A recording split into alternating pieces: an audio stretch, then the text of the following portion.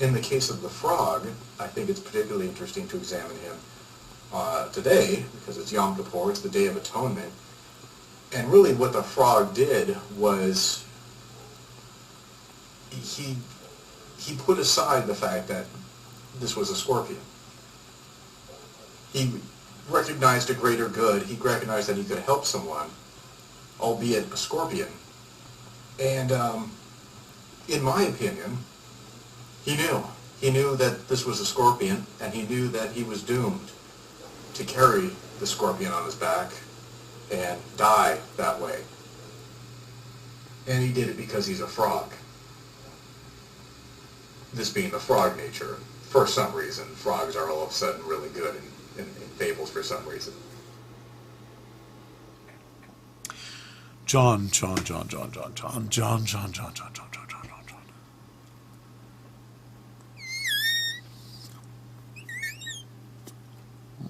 Ribbit. Okay. Probably what you were trying to say, if I may be so condescending, is that the frog was trying to help someone out. He risked his life to save others, because you can't really, well, you could, I suppose, have meant what you said, but it just makes no sense. If the frog knew that the scorpion was going to sting him, and that both he and the scorpion were going to die, what possible purpose does that serve? That's like, Jesus wrestling Pontius Pilate up onto the cross and making sure that they both get nailed on together or something. I mean, and yet it somehow, it evokes Christ, doesn't it? And this literally makes no sense. Yours makes no sense. Mine is about to make no sense. But I can't stop myself. It's in my nature. I'm trapped. I am the scorpion on your back, about to stab you with my bogus theorizing stinger. As you do the Christ paddle toward the opposite shore. Basically, what I see you doing, which you're not really doing, I'm sure, or maybe you are, maybe you aren't, I don't know, I'm using you. I'm using you like Aesop used the frogs and the scorpions, who are just going about their normal lives and actually can't talk or reason or have conversations. And I don't think there has ever been a case in the history of the world of a scorpion getting on top of a frog who then swims across the river. So clearly Aesop was advancing his own agenda, so I'm going to advance mine. Why? Because I feel you deserve a response. You are creating Frogianity, a new religion based on an interpretation of a story that, when I started this whole thing, I thought was fairly unambiguous, but has clearly become quite ambiguous in many ways. This is the story of heroes and villains. To me, it's a story about how we must be careful of our natures and other natures. For frogs, it is a parable of how you really should not talk yourself into thinking that some creature is not going to do what it always does. And for people, and for scorpions, it is a fable about how if you don't want to get killed, don't get into a situation where your uncontrollable nature will get you killed. It's a good, that's like a good moral for, say, alcoholics, go to AA. If you touch alcohol, you will become a drunk again. It's a scorpion nature thing, and everyone makes it into this moral thing, but I just thought it was practicality and something about personality, not morality. But you have created this new version of the story that doesn't work, doesn't make sense, but is leaning in the direction of the Christ myth.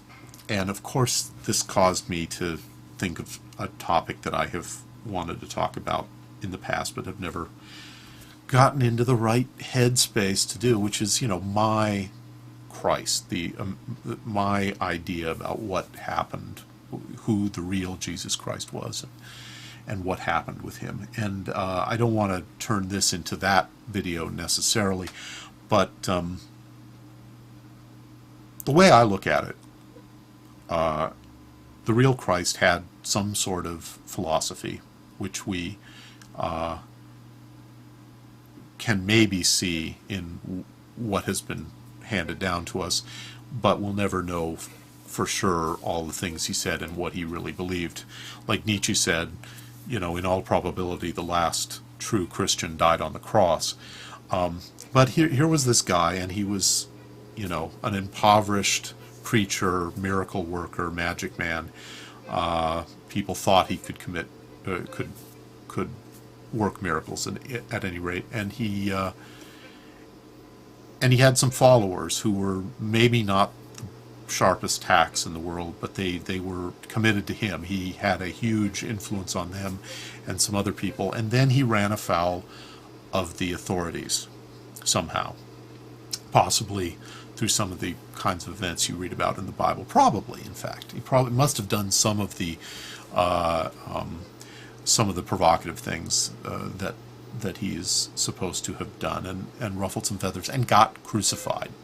Casting our minds back to these hypothetical followers who find themselves having, declared that their guy was the Messiah, only to find him dead on a cross, they started to make up a story that made sense to them.